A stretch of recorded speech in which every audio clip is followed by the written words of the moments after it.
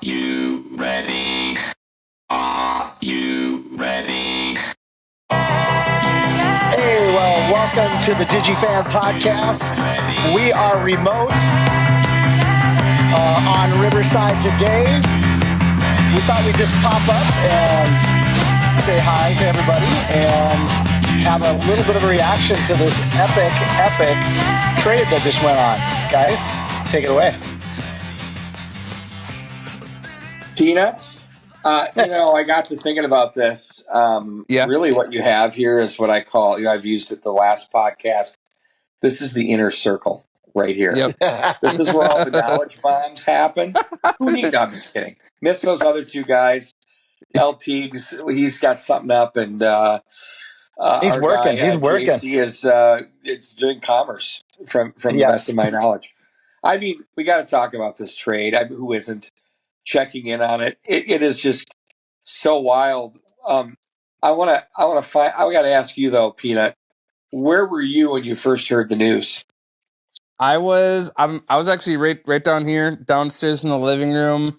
I believe I might have been working out at the time and was watching. I think the Bucks might have been playing. They might have been on TV, but I was watching an NBA game and had seen it come across my feed on X, and I believe I'm trying to think of the reporter now. Was it Chams who had reported it? And I remember there was a post that came out on X, and then within a couple of minutes there was another one saying, "Yes, this is real." I mean, everybody was just believed it at first. Nobody believed it. I saw these videos from different weddings and different bars down in Dallas. Them completely stopping stuff to break down this trade and announce it. I think everybody, the whole sports world, especially the NBA, was flipped upside down. Mm-hmm. Well, I think it's really interesting when you step back and go, okay, somebody was traded and somebody else was traded and a bunch of other assets were traded, and the first question is why and how? What's the reasoning? Yep. And like if you step back from it and you go, okay, from a hold please.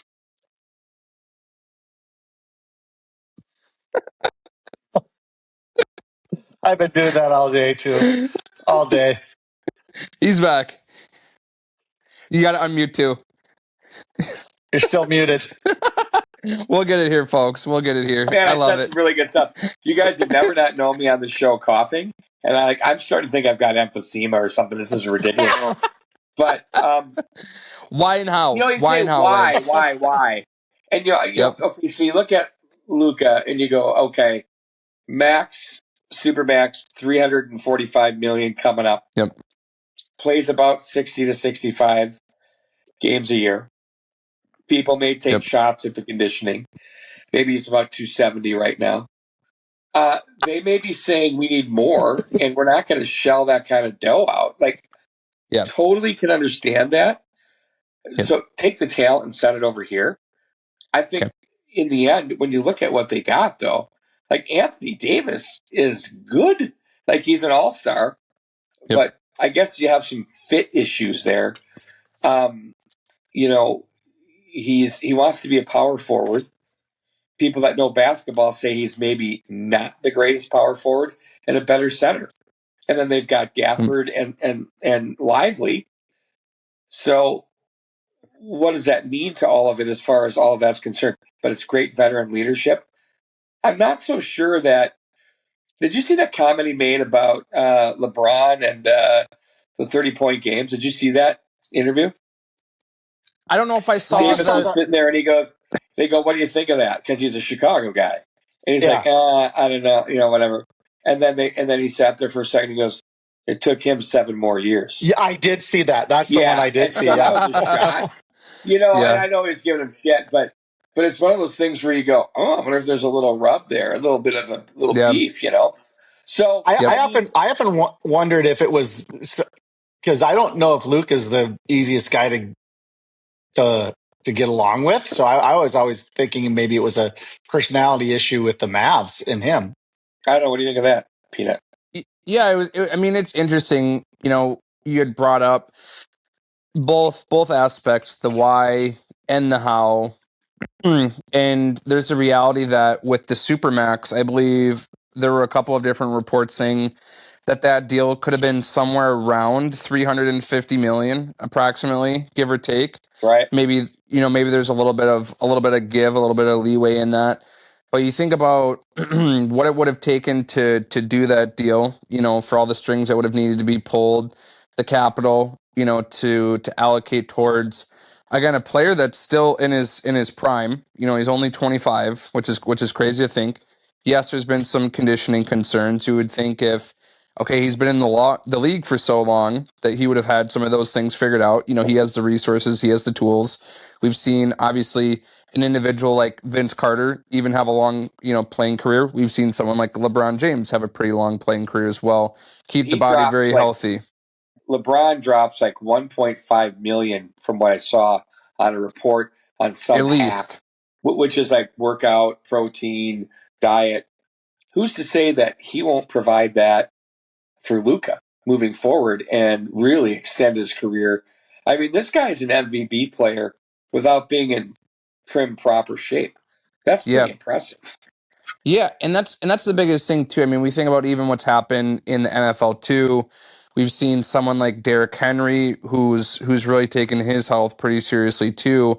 We've seen, someone like him who's been in the league for a long time, relatively speaking, with the average length that typically we see even running backs. Now we're kind of merging some different sports together here in one discussion. But you just think about the time, energy, money that's invested into the body and the results that some players can really garner. You'd think that there'd be more people that would take it seriously to, prevent some pretty serious injuries. So my big thing is, okay, if there were certain statements that had gone out, even if they weren't necessarily direct statements, but hints at conditioning and some of the concerns that the organization had, that gets me to start to kind of unravel or peel this onion. And it seems like as the hour goes by, there's additional stories that come out. We obviously saw the interview that Dallas had with Jason Kidd, and I believe it was their GM that was in that. And that was kind of interesting seeing how that unfolded. And then again, you look at even some statements that had gone out from Mark Cuban as well, or some different quotes that had gone between the conversations Luka and him had. It sounded like he was very surprised as well. And then on top of it, one other thing, and Doc, okay, kick it back over to you. I think he had just bought. It said that there was he had bought a $15 million house and was really planning to double down on his career and playing in Dallas. He wanted to be a Maverick forever. He said it. He said that, and I saw that quote too. So it's very interesting to think as well that this trade, this discussion had been going on for several weeks, between Dallas and LA on Pelinka's side, and then for it to drop like this, like I said, I mean, I think it's going to be a domino effect. We saw obviously Levine and some other people got traded in other deals. I've heard talks of Giannis being moved now. So it's the reality that, my goodness, nobody's safe in the NBA.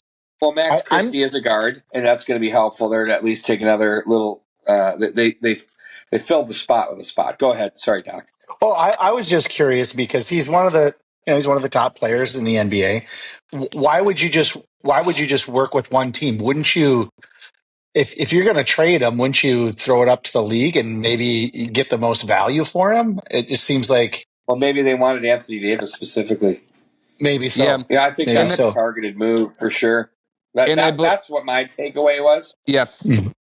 It was, like I said, it's very interesting seeing how this deal unfolded. As I said, I continue to see new updates almost by the hour, it seems. And the other team in the mix, I believe, was the Jazz. Was that correct there? I believe the Jazz were involved as well too.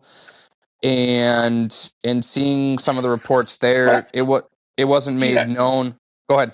Aren't the Jazz have their fingers in every deal? There's like a 3-team deal, and the Jazz are always kind of lurking. They're always they're always a part of every one of these deals, but they're never the big player. Unless it's Gobert, but it's like, or Mike Conley, whatever. But it's like, you know what I mean? Yeah, it's interesting. Like I said, and from the Utah side, I believe they only had found out within the last 30 minutes of the deal that Luka was involved, and so that was another component of the story that I thought was surprise. It sounds like there were very few people that Yeah, actually knew what was going on, and it that makes sounded me like believe that there's more things to follow. The way I look at it is, Jason Kidd didn't know, No, and Mark Cuban didn't know. I no, mean that just seems strange. I would some agree. way, Someone's got to somehow, know. some way, somehow, they're probably looking at some of these teams in the West, Yep, and they're going, okay, they've got three bigs that are all good, and they've got depth with bigs. yep, We have two good ones that we love, but we could really use an all-star, all NBA ish type of player. Why wouldn't we bring in a pro like Anthony Davis? And he was my take is that the Mavericks wanted him in their win now window, bingo. and they feel like they can win with Kyrie. That's what I firmly believe. Yep, And that there that's is only one ball. And they did great in the playoffs. Luka was amazing in the playoffs. MVP caliber player. Unreal. And now he's just going to get to be opened up in LA, which should yep. be quite impressive for I him. think, yeah, I would agree, and that's where that's where his kind of thought process was this morning. Is he's on all the national shows We and all was love sharing Wendy. insight too. I mean, it's just that it's the mentality now. You got to look at obviously where Luka is, where Kyrie is, where Anthony Davis is at his career. Anthony Davis at 31, Luka at 25, Kyrie. He still has a little bit in the tank, but I would say he's obviously past that prime window.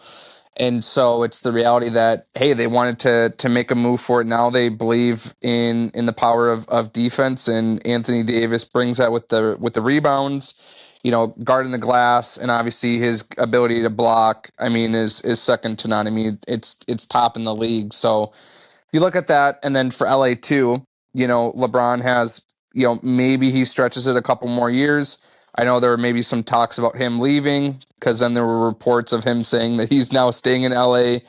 So for me, I think it's a big move for LA. They really are now still trying to, I think, capture that last little sliver of LeBron's window, but they're looking to really build a future, and I think they'll be able to do that with Luka. So it's pretty incredible, I believe, what LA was able to orchestrate. Yeah, they gave up Anthony Davis, but again, it's hard to say how many years he still has in terms of prime time playing. And Luka, again, one of the best in the league, and still has many years ahead of him. Well, to your defense point, just in the month of February alone, 130, 136, 117, 144. That's atrocious. And this is addressing, I think, a big need for them. And, I'm not the sky is falling on this trade. I'm really curious to see how they use Anthony Davis and how Yep. he's going to blend into this mix, how it all works. I'm very curious to see that. And then the same token, I really can't wait to watch Luka work with LeBron and the Lakers. This should be Yeah, fascinating. it should be. And one other point I'll bring into the mix as well. I had just seen it on TV the other night. I believe between Damian Lillard and Giannis right now, they are the highest scoring duo in the league.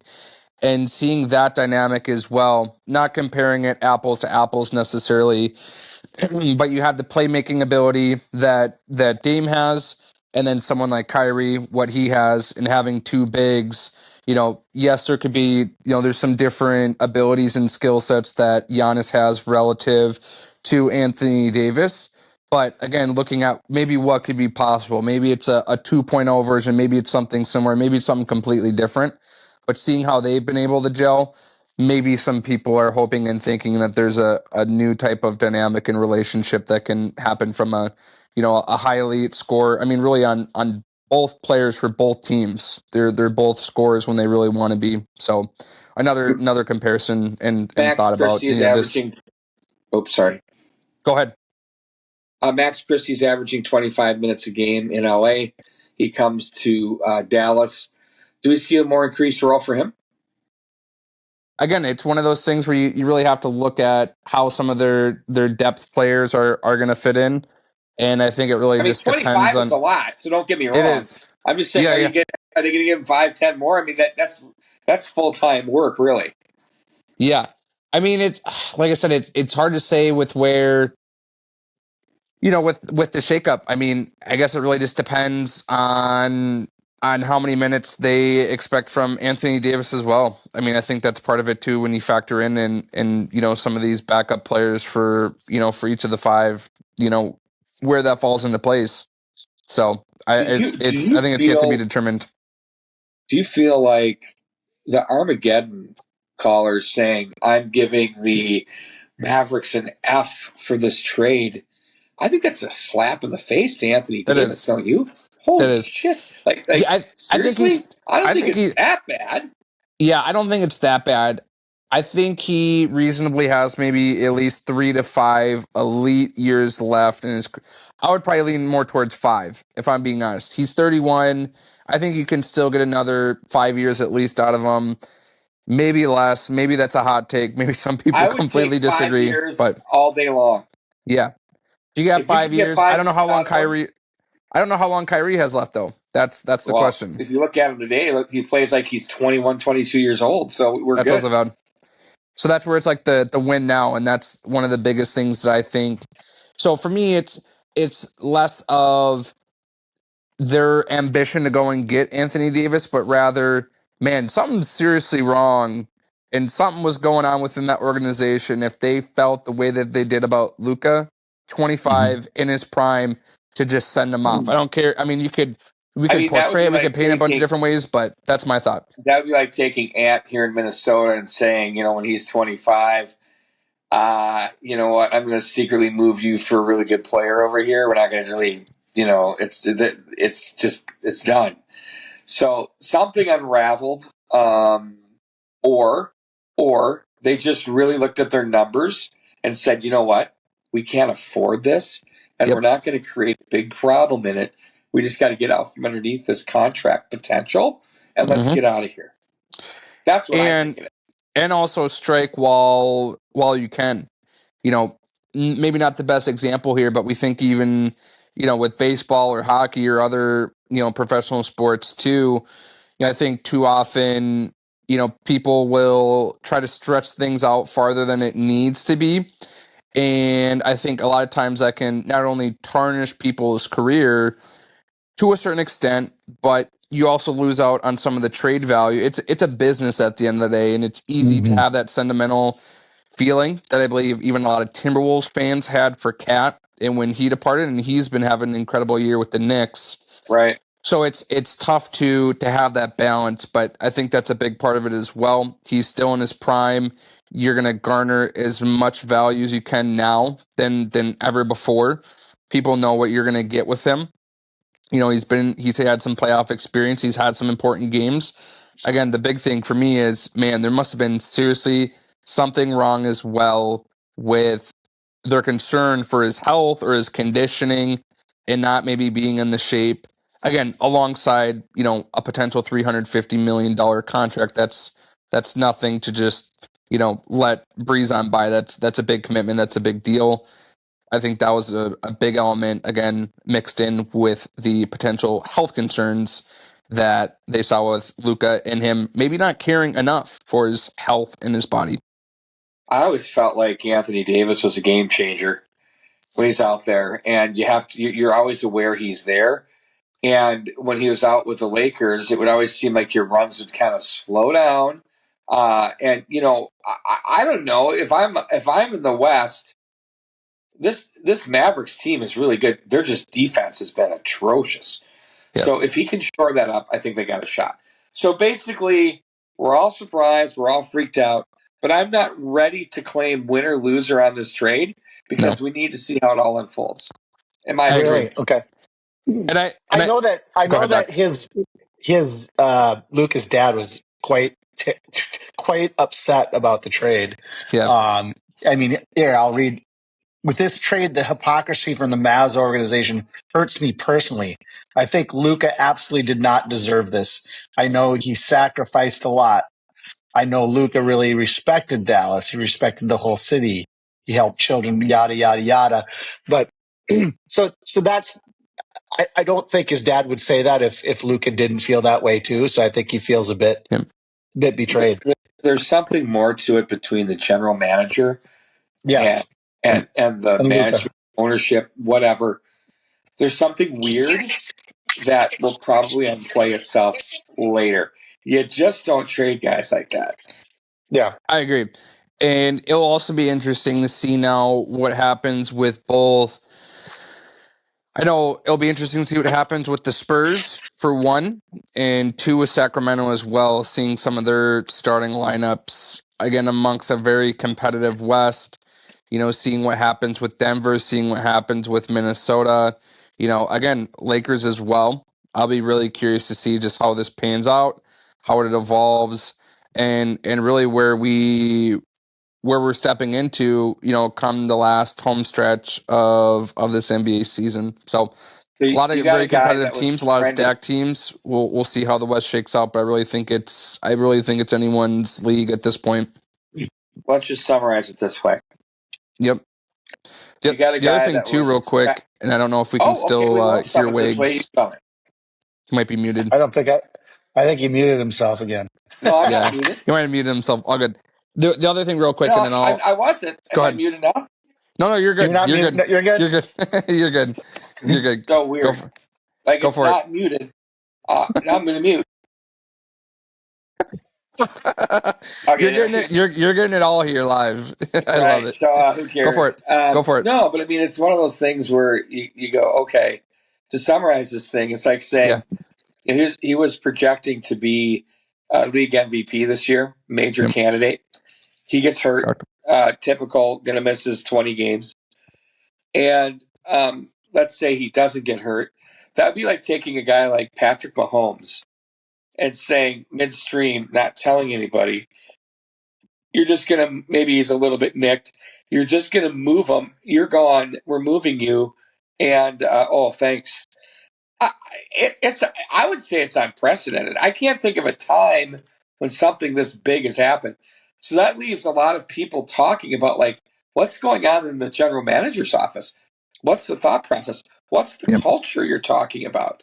Now, a lot of times they won't say what it is, and there are things that they're protecting the player they're moving, protecting the player they're coming in. But you are like, this is weird. That's it. It leaves a little bit of an eerie feeling, for me, following his career. I'm really curious to see, again, how this evolves. Will it be one of the biggest blunders in NBA history, potentially? Maybe that's crazy, but that could be. Does he make the Lakers Showtime now? I that's $1 million question. I think, why wouldn't he? As long as he's playing, that's the key. Yeah, I mean, biggest thing, again, we'll see how it pans out this year. I think it's too soon to say anything. I think this would be one of those instances where you really have to look at the next couple of years. I don't think you can just make an assessment given the caliber, the significance.